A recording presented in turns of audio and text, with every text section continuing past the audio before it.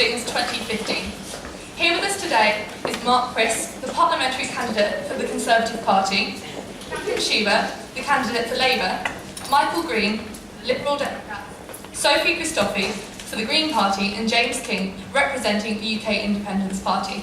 The way the first half of the hustings will work is simple. Propose a statement to the candidates from the three most popular topics you have chosen. In a randomly allocated order, they'll have exactly 1 minute to share their party's views on the statement. Following this, we'll have approximately 5 minutes of debate between the candidates. During the second half, we'll have a series of questions that have already been submitted by you, and at the end of the debate, you'll have the opportunity to vote for the candidate you believe has performed the best, and thus that you would choose to represent Bishop Stortford in Parliament. The results will then be counted and we'll post them on the Prefect's account later today. The first topic we will be discussing is the NHS. We would like you to discuss the following statement. The solution to the NHS's inefficiencies is privatisation. The first to answer will be Katherine Chibah. Thank you very much. I absolutely don't agree that the answer to the NHS problems is privatisation. The Labour Party wants to reverse the tide of privatisation that's been taking place under the coalition government. We think that healthcare should be free at the point of delivery. We think that private profits should be capped at a level of 5% to stop the tide of privatisation that's been happening. We want a public health service to be truly proud of, and we think that possibly it's reasonable to ask the very richest in our society to pay a little bit extra to provide this, which is why we are saying we're going to have a mansion tax on houses over 2 million in order to provide 2.5 billion a year to fund our NHS. And we're also going to levy the tobacco firms to do this. We'll repeal the Health and Social Care Act, and we're going to integrate health and social care, because there may be inefficiencies, but what the NHS has suffered from the last 5 years is a top-down reorganisation that no one wanted. Thank you. Thank you very much. Next up to answer will be Sophie Christophy. Okay, so we definitely do not want privatisation in the NHS at all. We want it to be fully public again, so the profit comes out of the NHS. When you have profit in a system like the NHS, patients suffer because the companies that are involved want to make profit against the experience of the patients. One of the big problems that we think there is in the NHS at the moment is mental health provision, especially for young people like yourselves. I think it's an absolute disgrace that young people are being put into prison cells when there's no beds available or mental health wards for them. Imagine the trauma of being in a police cell when you're already feeling suicidal, experiencing depression and other symptoms. It's an absolute disgusting disgrace, and frankly, if the Labour government hadn't initially started privatisation under their government, and if it hadn't been continued at an appalling rate, with drastic cuts by the Tory and Lib Dem coalition, then we wouldn't be in a situation that we are now, where essentially we're continuing down a road which is going to leave us with a system similar to that in the USA, where to go to the GP it costs you $30 a time. Thank you. Thank you very much. Next answer will be Mark Prisk.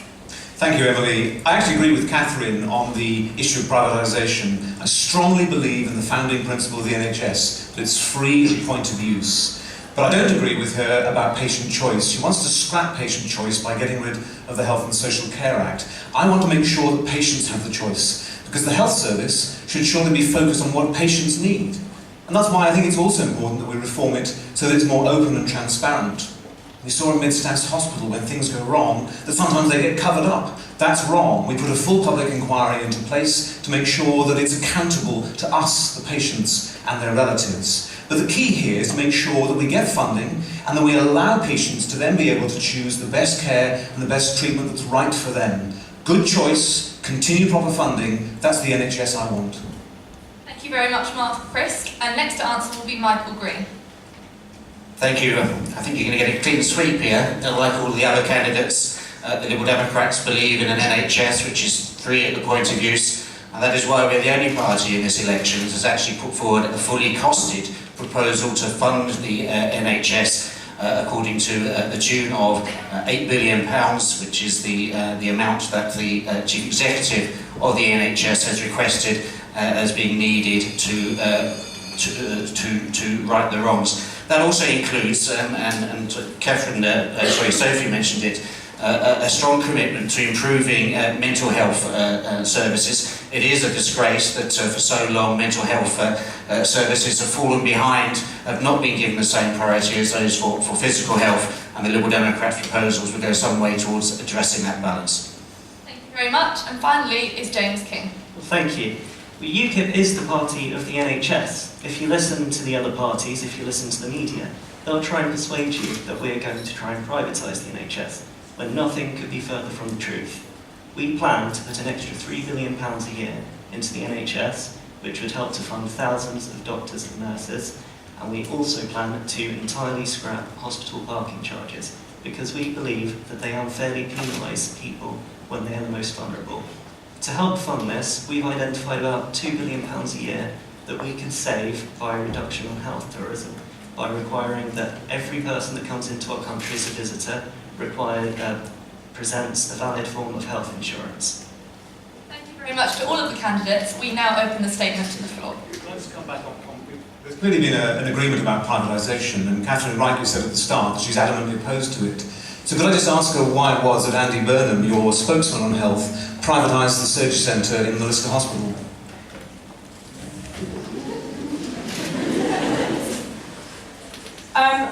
I would say that we are opposed to the principle of privatisation because we agree that there shouldn't be a profit motive in healthcare. There has always been some aspects of the health service that haven't been completely under the aegis of public control. A lot of GPs are practitioners who are self-employed who work for the National Health Service. When we came into government, we faced a National Health Service that was absolutely on its knees. We needed to take drastic action to increase capacity and to rescue it from the damage the Tories had done. So we make no apology for what we did, but we do not believe that the profit motive should be at the heart of the health service. And I'm sorry, but Mark Prisk's party are in the process of putting legislation in place that will sell off the health service to the highest bidder, a lot of whom happen to be Tory donors. And I think that is a seriously worrying situation. I'm absolutely terrified of what will happen to the NHS if we have another 5 years of a Tory government. But if you're against privatisation, why privatise there? Why privatise Hinchinbrook Hospital? Sorry, Mark, can I ask a question? I was really interested by, Mark, the way that you emphasised choice when you're talking about the NHS, and I'm just really curious as to how you think that there's choice for the public when services and treatments are being deprived from them due to your cuts that the government's made. And in addition to that, I think it's also really rich for people to claim that there's going to be choice in the NHS when it's a party that is probably, able to afford most private healthcare. Because if you can afford private healthcare and you can afford to go and seek a private psychiatrist or a private counsellor or private provision, then okay, fine, perhaps you're not so nervous about the damage that you've been doing to the NHS. No, I think the point is, Sophie, that the Health and Social Care Act, which Katherine wants to scrap, specifically puts into law to enable every patient within the NHS, with their GP, to choose the best treatment. They will want to get rid of it. You want to get rid of it. Why do you want to stop people in law having the right to do that within the NHS? Why are you against that choice within the NHS? What choice am I against? You're against the choice that's actually in law under the Health and Social Care Act. Why are you opposed to that choice? I would like people to be able to choose services which are available rather than depriving services through cuts, which is I would like to come back on that as well. I think it's meaningless to talk about choice when you've got a service that's not adequate to serve the needs of people, which is what we're facing at the moment. We're facing a situation in Bishop Stortford where people can't get a GP appointment.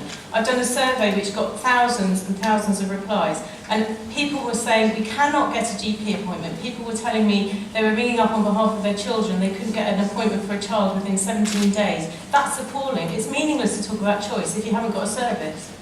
Michael, you are part of the coalition government that arguably has led to the statistics that Katherine has found. Is there anything you'd like to comment? Well, I think it's interesting, the debate which has gone on at this end of the stage here. I think there are two elements which some of the other parties get perhaps a little fixated on. For me, as an individual, I don't speak necessarily perhaps for the party in this particular case, I'm less interested in the inputs into the health service. I'm much more interested in the outputs, i.e. what I want is sick people being made better, and I want the NHS to do that better. Now, there are different ways of doing that, and I think the bill that Mark cited, I think that goes some of the way to doing that, but it is clearly not enough, because the Chief Executive of the NHS has himself identified a funding gap within the NHS of up to £8 billion. The Liberal Democrats are the only party that set out a credible roadmap to fund that. The Conservatives say they will do it, but to say they'll find the money perhaps by looking down the back of the sofa. The Labour Party think they quite like it, but actually put a number on the amount that they'll spend on the NHS. I think that's wrong. I think the NHS is safer in the Liberal Democrats' hands at this election. I'd just like to come back on that. Actually, the Institute for Fiscal Studies have said that our manifesto has gone far further in providing financial detail than any of the other parties. I don't understand what you're talking about with a credible financial plan. You went into power with the Tories and effectively sold off our NHS to the highest bidder. The Tories are saying they're going to find £8 billion whilst making the biggest cuts ever experienced in this country and the lowest level of public spending since the 1930s. It just makes no sense. We are the only parties who actually says we will raise the money from the richest people in society, from people who have a house over £2 million, and from the tobacco companies, and by cracking down on tax avoidance. Just briefly on that one. The only cuts in the last 4 years in the NHS budget have been in Wales, where Labour are in charge. They've cut their budget by 8%. Could you again explain, Katherine, why you're cutting expenditure where you're actually in charge, when you claim that if you came into England, be in charge, you do the reverse? Why in Wales? It's absolutely not true that... I'm just going to pull you up on something first. You actually voted against raising an extra £2.5 billion for the NHS for measures including a tax on properties worth over £2 million. So asking the other candidates how they're going to fund that when you have said in Parliament that you won't fund that. No, there was a Labour proposal to have a mansion tax. I think it's a daft idea, as do many Labour MPs. But my point to Katherine was, if you're cutting it in Wales, why should we trust you to increase it in England? Wales have suffered under this government like every other party. You're in charge in Wales. And what you have to compare the Welsh Health Service to is what the situation that it was in '97. It's in a much better state than it was in then. And furthermore, this government came into power, the coalition came into power and imposed a top-down reorganisation upon the NHS that nobody wanted. There was no democratic mandate for it. And health professionals in the King's Fund and elsewhere have just said it has been the most damaging thing. It has cost billions and billions of pounds that should have been going into frontline clinical care, and that has been taken out. And there's lots of money being spent on competition law because of the Health and Social Care Act. There's people being told they can't have cancer treatments because it has to be fought out in the courts whether certain providers should provide it because of the Health and Social Care Act. I'm sorry, it's not credible to accuse us of this on the NHS. We are the party that created the NHS. We will save it again. Can I just ask a question to Mark? Why do you think it's so ridiculous to have a tax on people who own mansions, and you think it's so okay to deprive people who are vulnerable, homeless, with disabilities, mental health conditions, of the services that they need? Surely it would be more sensible to take a little bit of money from people that can hugely afford it, rather than put people on the streets? The problem with the mansion tax is a quarter of people who live in those homes are elderly widows who have very little income. Now, if you want to tax their income, that would make more sense. And actually, to be fair, what the Liberal Democrats have suggested here is about council tax improvements. To my mind, that makes more sense. What the mansion tax is about is saying someone's living in a large home, they're an elderly lady on her own, it may be a family home that she bought 50 years ago, she's now 100 years old. And actually, if you're trying to tax people who are on low income, Sophie, that's iniquitous. And that's why a good number of Labour MPs are against it. Glenda Jackson, for example, has said it's a ridiculous I'm not suggesting you tax people who don't have money to pay it. I'm suggesting that rather than trying to save money by cutting through austerity, you tax people who can afford it. The old lady that you're talking about trying to scaremonger by thinking that they refer the quarter of all those if there's someone living in a mansion, and they're an elderly lady and they're a widow, and they can no longer afford to live in a mansion anymore because they have to contribute to society through a tax, then they should do what everyone else has to do, which many of our parents will have to do, which is sell the property. So you want to which force is like, those people out of their homes to pay for a house? Many other people. That's what you just said. You're Sophie, being forced out of their homes because she wants to raise Please come back to that. Many other people in society that do not live in mansions, when they reach older age, they have to, for financial reasons, sell the large property which they raise their family in and downsize. That's a normal thing which happens to many, many people. If someone lives in a mansion, then yes, they should also have to do that. Okay, thank you.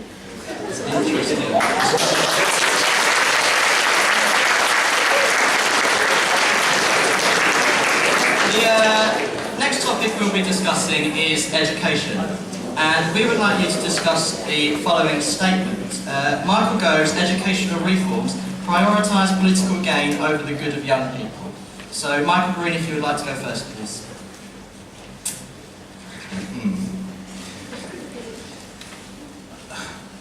The Liberal Democrats, I think it's fair to say, and Michael Gove did not particularly get on very well over the course of this last Parliament. Obviously we were in a coalition. That does not mean that we absolutely fully endorse absolutely everything that the Conservative Party was putting forward. Education at the time was a department within the Conservatives' influence, and unfortunately we were perhaps not able to influence that policy as it evolved as much as we would like. Going forward, I think you will see from the Liberal Democrats manifesto that we're putting education as one of the things at the heart of our policy for the next Parliament. We're protecting education budgets. We want no more of these pseudo reforms. We certainly are not going to allow private companies to come in and make profits from schooling. Thank you. Sophie, Christophy, please. Sorry, you're drinking. Would you mind just asking a question? Yes, of course. Michael Gove's educational reforms prioritise political gain over the good of young people. Okay. Yes, I totally agree with that. I think what's been really sad over the past government is to watch changes made to education which have not prioritised the needs of young people like yourselves at all. Teachers and people working within the education system have been absolutely dismayed and disgusted by what's happened through the government to schools. They're stressed because they have to put pressure on you to perform in a way that is, in my opinion, unacceptable and inappropriate as well. Furthermore, what I think is really a challenging aspect of what's happened in the government recently is a narrowing of what is viewed as a good student. So whereas in the past, whether you pursued arts, science, maths, English, whatever your strengths were, you were valued in the education system as an individual, and unfortunately what's happened now is a total narrowing on that, where there's a very clear view of what makes a good student, and I think that's wrong. Harry, thank you. I actually take the view that one of the most important things we can do is make sure that every child goes to a good or outstanding school. We're fortunate in Bishop Stortford because all of our schools happen to meet that standard. But across the country there are millions of kids in schools who are poor and weak and coasting. And what Michael's trying to do, and it hasn't been the most sensitive approach, but it's been the most politically honest approach, which is to say, let's make sure that in this first Parliament we get 1 million kids who are in schools that are classified as poor and underperforming. Let's get them into good and outstanding schools. Let's ratchet up those standards to make sure that they get the same chance you do. Why should children in other schools that are underperforming be allowed to be in that situation and left to drift behind? We want the best start for every child, and that's why in the next Parliament we want to see 2 million more children in schools that are good or outstanding. I think that's a really important ambition. And that's why trying to make sure the system is more rigorous is crucial. Thank you. James King. Thank you. Well, it's unfortunate, isn't it, the role politics plays in education. That is why UKIP plans to build or make sure there is at least one grammar school in every single town. And we bring back the national 11+. Those who don't know, the 11+ is obviously exam you take at the end of primary school, and the top 25% of people who score well in that exam get sent on to a grammar school. So it means people from working class backgrounds who may not be able to afford a private education get a better education. We'd also, as a party, remove all university tuition fees for all STEM subjects. That's science, technology, engineering and mathematics. And we'd like to do that to start with. Eventually, we'd like to phase them out entirely when our country can afford it. Thank you. Katherine, Chibah. I do think that the education policy that's been pursued by this government is absolutely lamentable for many reasons. The free school policy has been a complete disaster. It's opened up schools where there is no need at a cost of billions and ignored places where there is a need for school places. So for instance, in Sawbridgeworth, we're facing an imminent crisis in primary school places. And in areas of West London where no primary school is needed, lots of money has been wasted on free schools. The gap between social background and attainment has widened. So people from poorer backgrounds, children and students from poorer backgrounds are now doing less well than their contemporaries from better off backgrounds. That's widened massively under this government. Tuition fees have been trebled. Someone of your age going to university faces a debt of £44,000. I just think that's completely wrong. We're going to cut tuition fees by a third to £6,000 a year. We'd like to go a lot further, but we're not going to promise policies that we can't deliver. We're only going to promise properly costed promises. Okay, so now if you would like to debate the issue. Sophie, would like to go first? I'd love to ask a question to Mark. When Michael Gove rewrote the curriculum, he intentionally omitted to include the UN Convention on the Rights of the Child, even though the UN had asked him to include it into the national curriculum, and the Department for Education are responsible for informing all of the members of the public of children's rights. Would you be able to let me know why the Department for Education don't want to tell young people about their rights? It's not that they don't want to tell them, it's included in the PSE curriculum. No, it's not. So I think you're wrong on that. Katherine. It's not included in the PSE It curriculum. is included in the PSE curriculum. I've read the whole curriculum and it's not in there. You're talking about the schools are able to deal with this issue because it's all part of the PSE curriculum. No, it's and also, not. what you're trying to suggest is the central government dictates everything. What I like to see is schools that are free to choose, to allow the professionals on the front line to choose whether they include it. So there's no prohibition. It's just not written to that particular piece of guidance. But if the UN asks a government department to include children's rights in the national curriculum to therefore fulfil Article 42 of the UN Convention on the Rights of the Child, which is that the government has a responsibility to tell all young people and all adults what children's rights are, would you not think it a perfect opportunity to let everyone in the whole country know what rights children hold by including it in the national curriculum? I think it's very important to include it in lessons. Whether teachers choose to use it or not is up to them.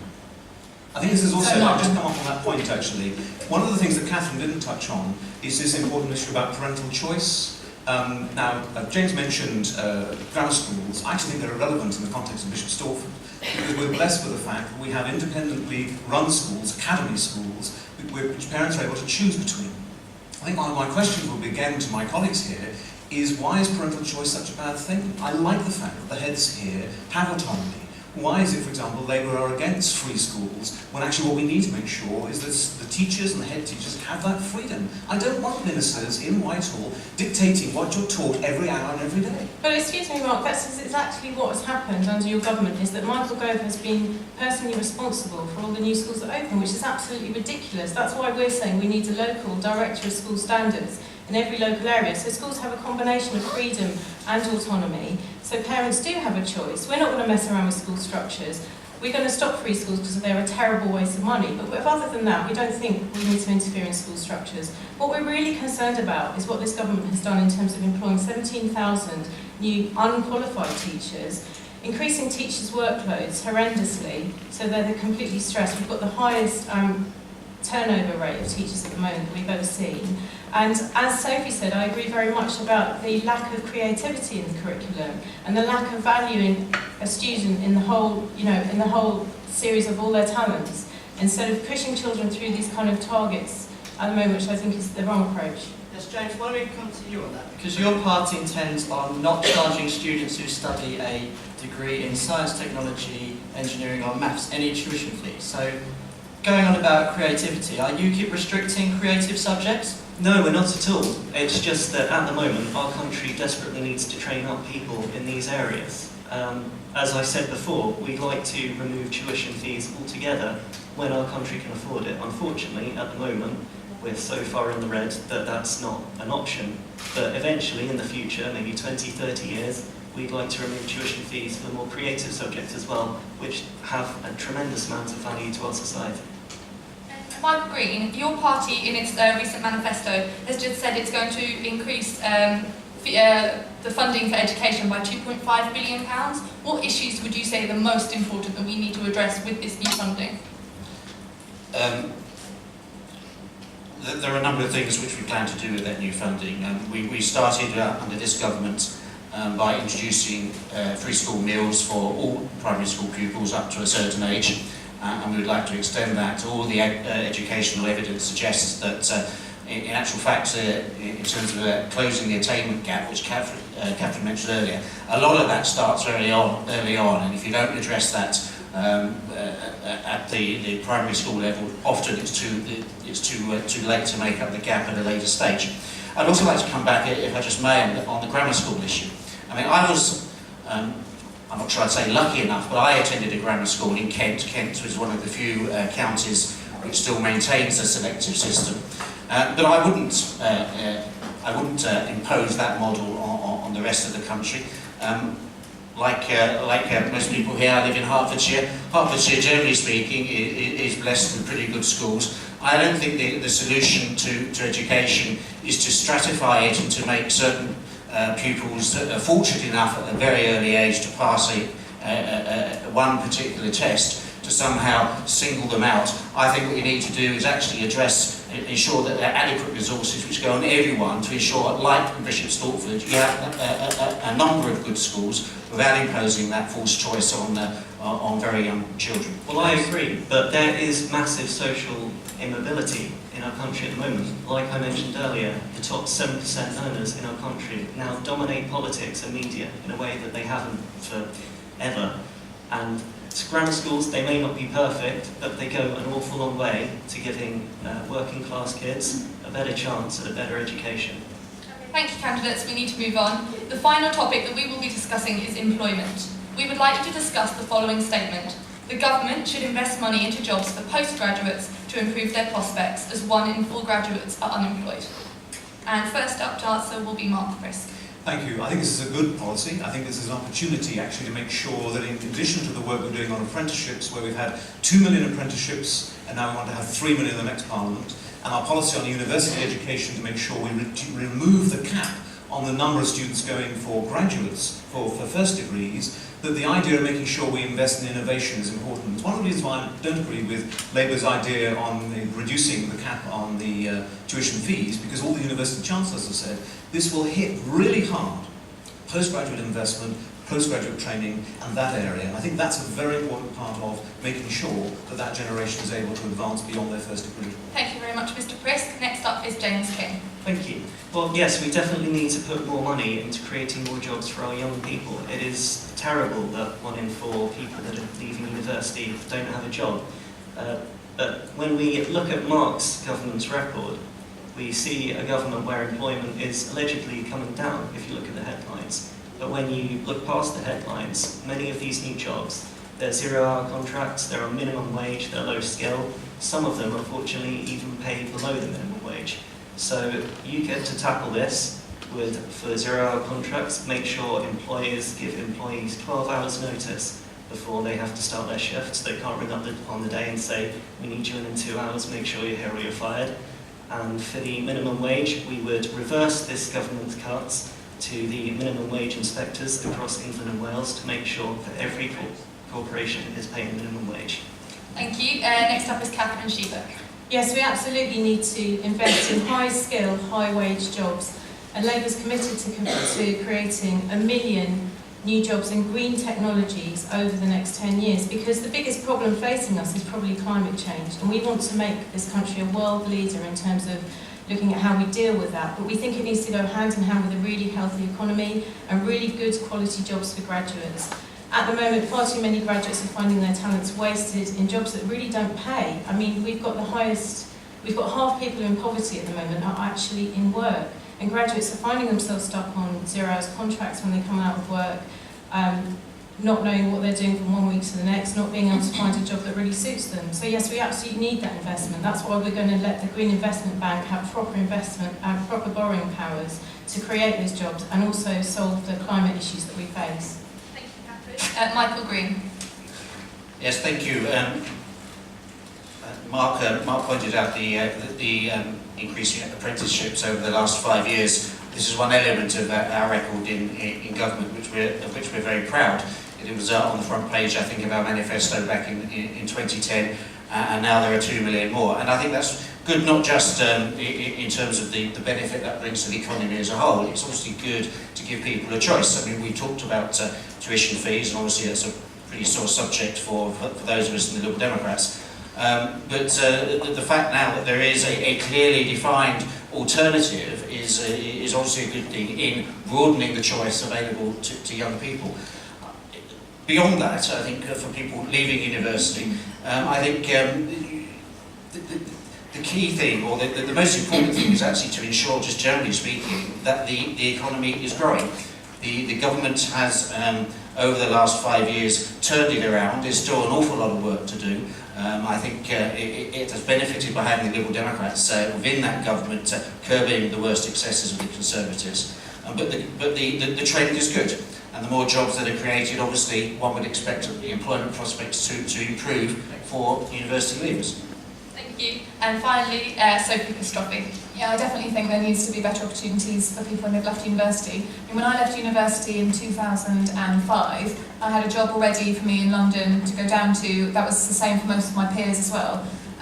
Flash forward to where we are now, and I think it's very, very common for people not to have a job at all when they graduate, and it pushes people into unpaid internships, which some can afford, but many, many can't. I mean, I don't know how many people could go into London and work for free, and I think it's completely wrong that there's now a culture where that's expected. If you want to get into a company, then you have to work voluntarily for them for a period of time, and sometimes it's a long period of time, which is why we would get rid of unpaid internships that lasted longer than 4 weeks.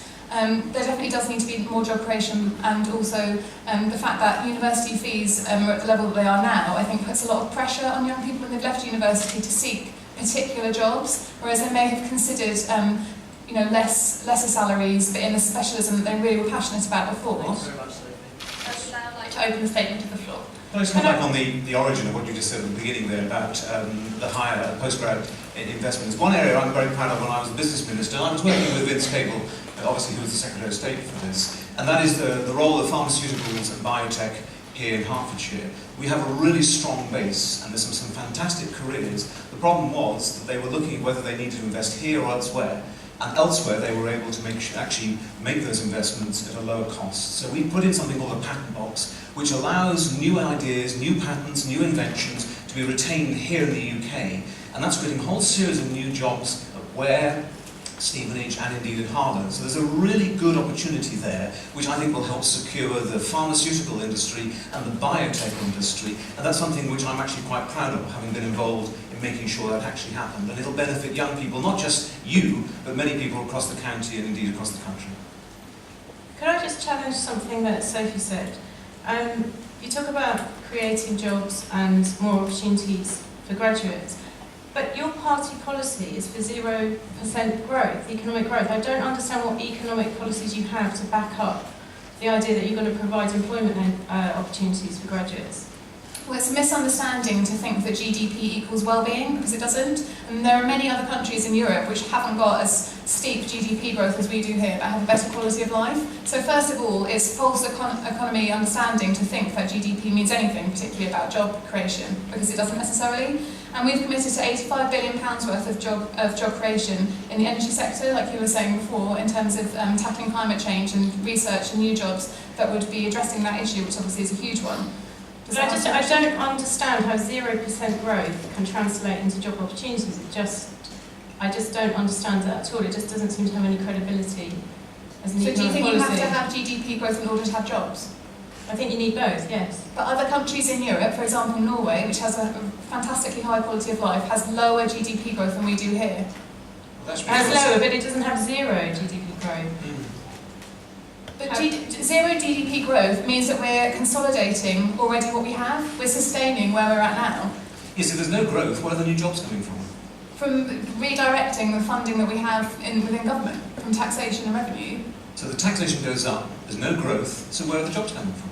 By spending the taxation on investing in public services and investing in new eco. So no private sector jobs, just public sector jobs. I don't know. No new private sector, just public sector jobs. Well, we will start to readdress the issue which you created in your government, which was to massively slash public sector jobs. Yes, by recreating them through making public again areas that have been privatised. Yeah. So no new private sector jobs. It's an interesting policy. Well, is it better to only create private sector jobs and massively slash public sector Well, it'd be jobs? very nice for Which this is what your generation to government have a private sector job to go to. They can have a private sector job if they want, and they can also have a public sector job. I think the idea of zero growth, I mean, this is perhaps a dangerous area where Katherine and I don't agree, but I think the possibility that you have zero growth and then you can add 85 billion, no, sorry, it's 200 billion in additional taxes that your party's committed to, and then somehow these jobs are going to sort of grow somehow. I think they're just naive. But what your party thinks is really great is to create jobs which don't pay people enough to actually be able to feed themselves, which drives 1 million people to food banks. So I prefer to have a policy and a manifesto that's been costed out, which is going to protect all citizens in our country rather than only some.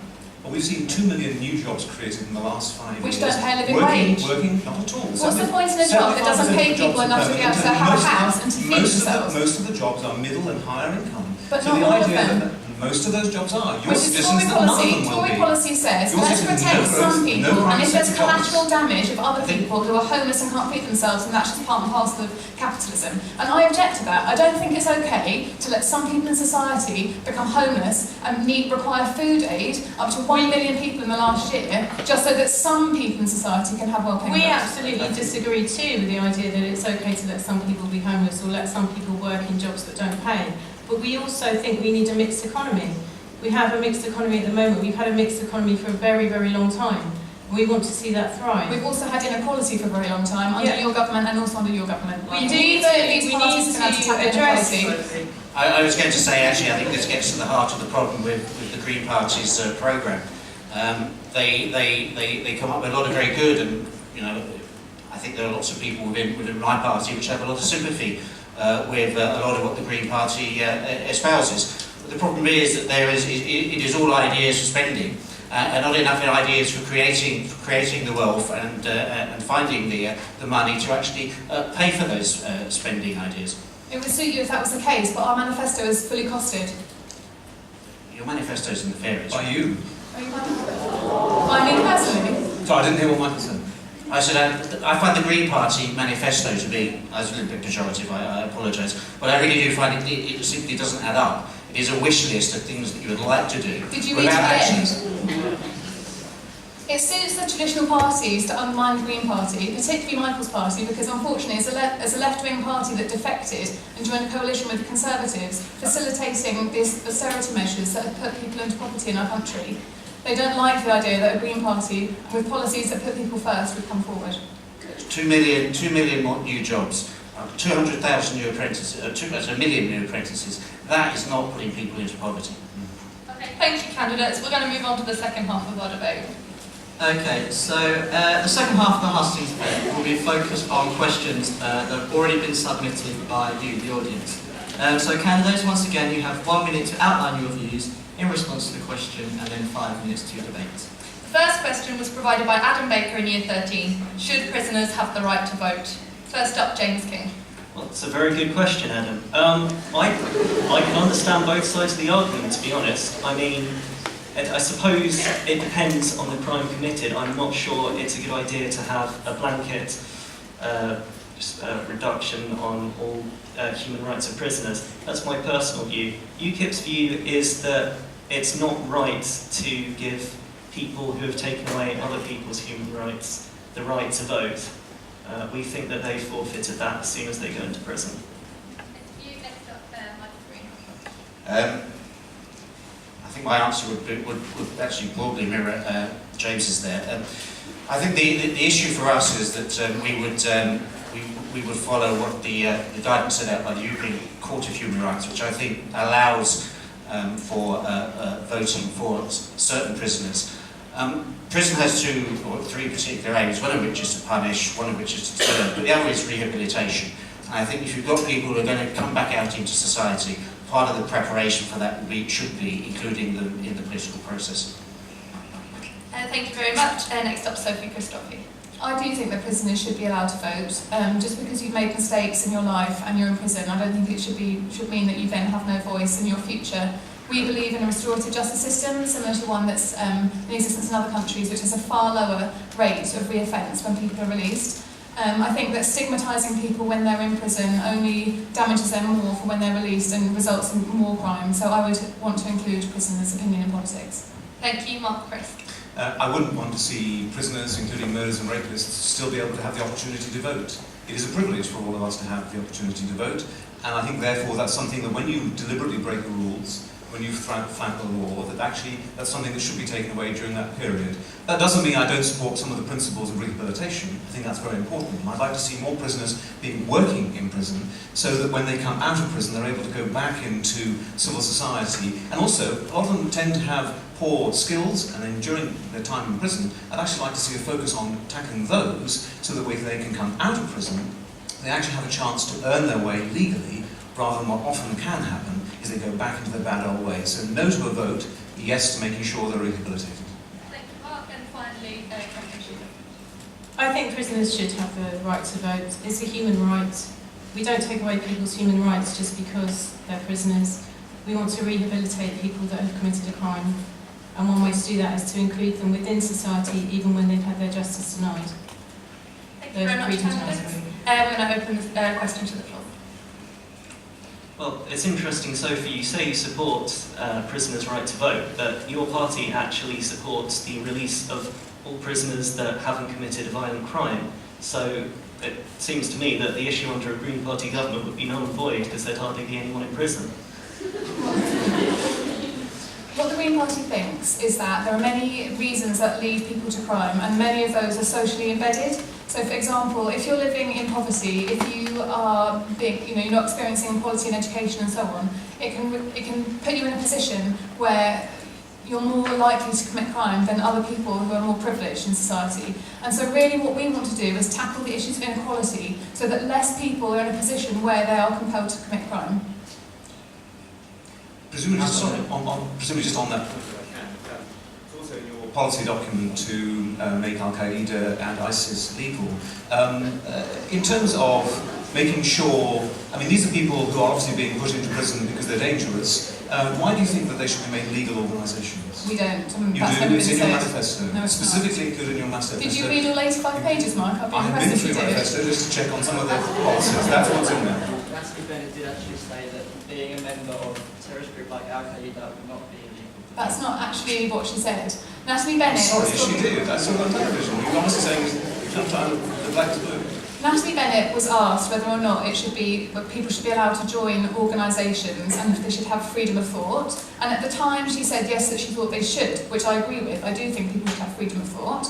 When she then clarified, because she was put on the spot on TV, about what she meant, and she's made very, very clear that the party does not think that people that are members of people should be allowed to be members of terrorist organisations because doing so would be a crime. No, when the interview with Andrew Neil, she was pretty clear about it. It was pretty clear that as far as she was concerned, people should be free to join those organisations. They are illegal at the moment. Yeah, they're illegal, and she does. And you want to make them legal. No, we don't want to make them legal. That's ridiculous. We do not want to make. For the record, the Green Party does not want to make criminal organisations legal, and Natalie Bennett's been very clear about that. Michael, what are your thoughts on the matter? Well, I agree with Mark. I mean, certainly the understanding of the interview that I saw Natalie Bennett give was that she was saying that membership of such organisations shouldn't be a criminal offence, and obviously that comes as a shock to many people. I'd also like to, if I may, pick up on a point made just prior to that, which was the idea that your social environment somehow leads poorer people into committing crime. Well, I actually grew up on a council estate in Ramsgate, in a pretty deprived part of the country, in fact. And I can tell you, it does not necessarily lead, you shouldn't be an excuse for you to somehow get a pass to behave in a way different from other people that may have a greater level of income. And I think it's a little bit patronising to working class people to somehow say that you have no self-control over your actions in terms of your behaviour towards the rest of society. Michael, would you say that living in poverty is traumatising to the people in that situation or not? Do you think it affects their mental health at all? Well, I think clearly, I grew up in a situation like that. My mother, a single mother, brought three of us up on her own in the early 1980s, in the Thatcher-induced recession of about 82, 83. She had to work as a dinner lady, as a factory worker.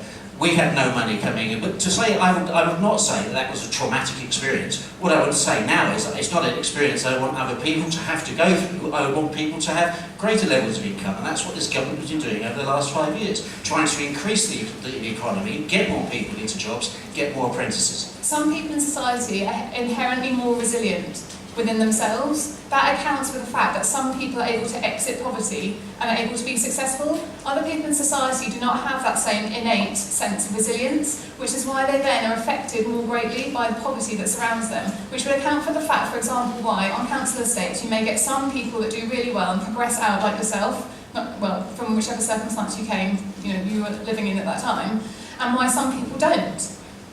It's not the fact, living in poverty is extremely depressing, it causes you to have high anxiety, if you don't know how you're going to be able to feed yourself, if the thought of the boiler breaking means that your family is going to be living in freezing cold conditions, it has a dramatic effect on your sense of self, your self-esteem and your well-being. And when you're in a position where you're feeling so down and so you're psychologically traumatised by the state of your life, then those people are more at risk of committing crime. So rather than punishing them, blaming them, making them feel really bad by sending them, to prison for long periods of time, which is only going to then put them into circumstances where they're with other criminals, they're not getting any nurturing, they're not getting any emotional support, their mental health is only going to deteriorate, and when they leave prison, they're going to be in a more damaged, more unwell position than they were when they went in.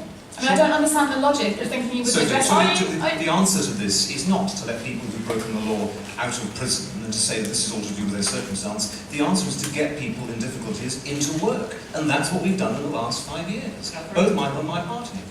Katherine. Well, I'd make 2 points about that. I'd say, first of all, I take issue with what Mark's saying, because I say, yes, of course we need to get people into work, but we don't need to get them into terrible 0 hours exploitative contract type low wage work that's not really going to help them. We've got more people in poverty in work than we've ever had before. So that's one point. But the other thing is, Sophie, I sort of agree with the direction of your argument, the broad direction that social conditions do perhaps make certain behaviours more likely, and we have to look at that. But you're in danger of implying that wealthier people or richer people don't commit crime, which is obviously not the case. So I think there's a danger in sort of over-egging that argument. I think we have to be careful. We also have to look at people's personal responsibility. I think we've got to think about whether we want people to, having committed a crime, go through an experience which then is likely to lead them to go on committing crimes, or whether we want to have a situation where if people commit a crime, they're rehabilitated to a point where they're less likely to then go on to commit a crime. With restorative justice, people come out far, far less likely to go on to commit further crimes, which I think is far more sensible. Thank you very much, candidates, for what was quite a heated debate. Our final question, we're only going to be able to squeeze one more in, I'm afraid, comes from Becky Thomas in Year 12, who asks, why should Britain limit immigration when the country is relying on immigrants in order to run its vital public services? Sophie, if you'd like to start. The Green Party does believe that we shouldn't have just an open borders policy to all immigration coming into the country, but we also think that it's irresponsible to blame immigration for the problems that we have in our country, which are a result of the austerity measures and poor decision making of governments and governments past. I mean, many of the people that come into our country, the majority of immigrants that come in as students, they pay to go to university, much higher rates of fees than we would pay as British people here. And I think, they should be supported. I think it's awful to imagine that people may come to our country to work, come to work in the NHS and feel a culture of animosity towards them where we're sceptical of immigrants. There's a feeling of lack of trust and so on, when many British people enjoy going to work in other countries, get married to people from other countries and go and live in other countries. Katherine Chibah. My husband comes from a family of immigrants, my extended family are immigrants. They came here to work. They came here to escape very, very difficult circumstances. My father-in-law escaped torture to come to this country. And I can tell you, immigrants come here to work. There's a silly idea that's kind of grown up that immigrants come here to police our system. It's just not the case. They contribute hugely to our economy. Having said that, we need the rules to be fair. Of course we do. We need to make sure that our infrastructure is really, really being well provided for, so that certain communities don't feel under strain when new people arrive. But I think scapegoating immigrants is possibly the sort of cheapest trick of any political party, and I just don't think we should enter into it. The fact is, we're part of Europe because we have free movement of labour. We need that free movement of labour.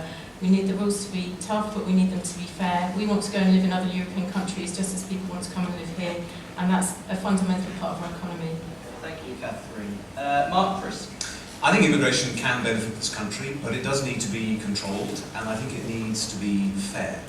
Now, when we looked at this 5 years ago, we have been able over the last 5 years to cut net migration from outside of Europe, but we've not been able to do that within Europe, and that's why I want to change the rules on EU free movement. So what are we trying to do? Number one, we want to make sure that we have the most robust system of welfare, so that you can't come here immediately and claim. You have to put something in, you have to contribute for 4 years. That's the original principle of our welfare state, a contributory principle. We think that's fair. Secondly, we want to crack down on illegal migrants. We've seen the horrors in the Mediterranean of this trafficking in people. And if we don't crack down on this trade, then we'll see more and more people suffer, get caught up in it. That's why we've changed the law now to be able to tackle this, to increase the number of deportations of people who are here illegally, and to follow the criminals who run this trade. Thirdly, what's important for us is making sure we protect the public services. Thank you. Michael Green. Thank you. I would mirror the comments made by the other members of the panel here. We believe, the Liberal Democrats believe that immigration is a good thing. It has benefited this country. It has made it more diverse. It has provided labour which we need. I mean, if you took all of the immigrants out of the NHS, there wouldn't be an awful lot left at the moment. And we will continue to need immigration. The question is one of controls, and I think there has been a problem over the last 10 years or so. I think Labour, I don't think deliberately, but I think the underestimate of the number of immigrants from Eastern Europe probably didn't help the case of those people that actually would want to welcome immigrants here. And we also have to remember it's not a one-way street. Mark talks about the EU immigrants coming here. Well, in actual fact, there's well over 1 million Britons living in Spain alone. And so if you start to go down the road of, well, you shouldn't be here, then you've also got to go tit for tat and have them come back. And actually, the net position will be pretty equal. Okay, thank you. James King. Well, it's interesting, isn't it?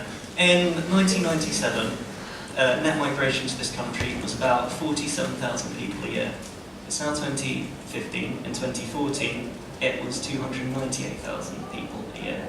Now that's an increase of 6 times what we had back then. Our public services weren't crumbling in 1997. The country didn't burst into flames in 1997. We managed. And it's interesting your assertion that without immigrants, our NHS wouldn't be very much. Well, I think about 7% of our NHS staff are made up of people from overseas there. I've checked it out, I'm afraid. So, yes, the UK needs immigration. We want immigration. UKIP wants immigration. But to have uncontrolled numbers is absolute madness. Thank you very much. We now like to open that question. Can I just answer, perhaps James was just saying about we want numbers. I was watching Steve Wolfe, who's your immigration spokesman on this subject, and he said there should be a cap and it should be around about 30,000. But on the same day, Nigel Farage said there shouldn't be a cap. Who's right? I knew this was going to come up. And what's the answer? Well, it's not so much a cap, it's a redefining of our priorities. We'd like immigration to be about 30,000, 50,000 people a year. I think putting an arbitrary cap is, as proven by your party, not a very good idea when it turns out that immigration is actually 298,000, not tens of thousands, as David Cameron said. No, I agree with you on the tens of thousands. I think we came in, we hoped that the numbers of the backlog in asylum cases was about 250,000, which is what Labour told us. There were nearly 500,000 asylum cases backlog that we had to grapple with. So I think we got that wrong in making that claim. But I think it's not clear as to whether your reprioritised notional target is still a cap. Is it a cap? I'm not clear from what you just said. No, it's not a cap. And Why I did think the spokesperson say there was a cap? I think there may have been a misunderstanding there. We'd like immigration to be 50,000, 30 to 50,000. Obviously, if it's lots above that, then we might have to install a cap. But under our policies of an Australian point system, we don't think immigration would be more than about actually 27,000 a year.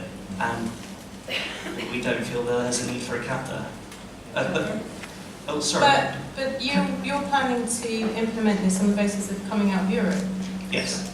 And the CBI and every business practically is telling us that that will be an absolute disaster for us. Half our exports come from Europe, go to Europe, half our inward investment comes from Europe. How on earth can we function in the world without being part of Europe?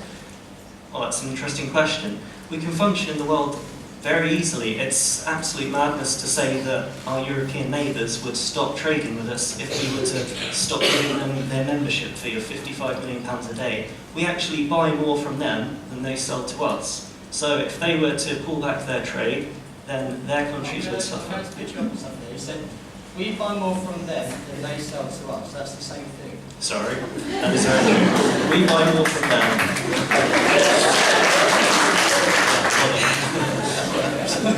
Thank you for picking me up on that. Yes, sorry. We buy more from them than we sell to them. So if they were to pull up their trade barriers, then to be honest, that's their loss. I believe we could find trade deals very easily all over the world. And it's a huge and reckless risk to take. You're imagining there might be another... It's interesting to say. You say the large corporations have advised us from coming out of the European Union. Well, recently, UKIP received a signed contract saying by 100 small businesses saying that if we were to come out of the European Union, that it would be a good thing for our country, and that UKIP has the best policies for small businesses. So I can see why large corporations might want to stay in the EU. They get cheap labour, unfortunately, but for the everyday working man and woman on the ground, mass immigration actually, unfortunately, negatively impacts us. Sophie, what are your thoughts? Yeah, I was hoping to change the subject, is that possible? Yeah, go ahead. I was just wondering what the candidates on stage thought should be done, if anything, to address the people drowning in the Mediterranean at the moment. No, it's a good point. I think there is an immediate humanitarian need, and that's why the Foreign Secretary has already met with his opposite numbers, and tomorrow the Prime Minister will be meeting with the other EU leaders. But I think with that, we need to track down the crooks that run this despicable trade. That's why I'm proud to have been a member of a government that's put in the Modern Slavery Bill. I think that's a really good thing, something which I have to say many of the Liberal Democrat members in the government were leaders on that, David Laws in particular, and I think that's a really good thing. But we need to crack down on that trade because these guys are making profits out of other people's misery. And when I look at where it's happening, it's not just happening in Libya, it's not just the breakdown there. If you look at Tunisia, you look at other parts of Northern Africa, we need to look at where this trade is coming from. So one, yes, let's deal with the humanitarian side, but two, let's crack down on the crooks and chase the money which these people are making out of other people's misery. I'm really sorry, but we are not going to be able to change the subject. We're running out of time. Okay, so thank you very much to the candidates for your answers to our final question. We will now hear the closing statements for each of our candidates, who have approximately a minute, and we're going to start with Michael Green. Thank you. The Liberal Democrats have, I think, obviously, a good record of participating in government over the last 5 years, and we will promise to do more. We will balance whoever is in power. We will balance the budget, we'll invest to build a high-skilled, low-carbon economy, and our programme will safeguard the economy by borrowing 70 billion less than the Labour Party, but be fairer by cutting 50 billion less than the Conservatives. And we will protect education funding from the nursery to the age of 19, and we will go further with putting in place fair taxes by increasing the personal allowance up to £12,500. We will protect nature and fight climate change with 5 new green taxes, and we will promise and commit £8 billion for the NHS and mental health. You have a choice for this election. I got involved in the Green Party after doing some research into children's rights and education, and I found the party because of their forward-thinking approach to social justice. I want my children to be able to live in a society where sexism no longer exists, where wealth disparity isn't as great as it is now. And I know from having studied history that the parties that currently exist and dominate government haven't been able to address those issues. They've continued to be the same for the duration of time that government has been there. I mean, for example, studies have shown that in the last 200 years there's been no social mobility. Wealth resides in the same place 200 years ago as it does today. And I think that's wrong. The Green Party is committed to social justice, we're committed to environmental justice, and we're committed to human rights. And I believe that's essential at the moment when we have a government which is covering up child sex abuse and other human rights atrocities, and even claiming that they wish to leave the Human Rights Act. Thank you very much. Katherine? I want a Labour government because I want things to be fairer. I want people like you to have more opportunities in life. Too many people are struggling at the moment. The economy is too far in favour of the very richest, and lots of people are feeling left behind. People like you are facing fees of debts of £44,000 just to go to university. We want young people to have much more opportunity. We're going to slash tuition fees by a third, we're going to raise the minimum wage, we want to create 1 million new high-wage, high-tech, green jobs, we want to tackle climate change. We think the richest should pay a little bit more. We should have a more progressive tax system so that we can protect our public services. We want to tackle broken markets to protect living standards. So we're going to take on the water company, the energy companies and the rail companies. And yes, we're going to balance the books, but we're going to do it in a fair way, not on the backs of the poorest in society, not on the backs of the vulnerable. We're going to do it in a way that makes sense for all of us and gives opportunity and fairness to everybody. Thank you very much, Katherine. James? Thank you. Well, in just over 2 weeks' time, many of you will have an opportunity to vote for the very first time. You'll have heard here from 4 parties that all offer you limited change because they all support our membership of a European Union That costs us £55 million a day, that decides 75% of our laws, and while we're a member, we can't even create our own trade agreements. So the only way to create the positive change that Britain needs is to come out. And there is only one party that will support this, and that's UKIP. Thank you very much. Thank you, James. Mark Prisk. I joined the Conservatives at your age because I very strongly believe in opportunity for everyone. That's why I want to make sure that every child goes to a good or outstanding school, that everyone who wants to go to university can, and make sure that we create the best long-term conditions so you don't just have a job, you have a real career for the long term. If you want those things, if you share that ambition, vote Conservative on May the 7th. Thank you very much. Now, could we please start passing the ballot papers around? In order for your vote to be counted, you need to place a cross in the box next to the candidate with the name that you wish to vote for. So if before we vote, would you mind just giving a very big round of applause to all of our candidates?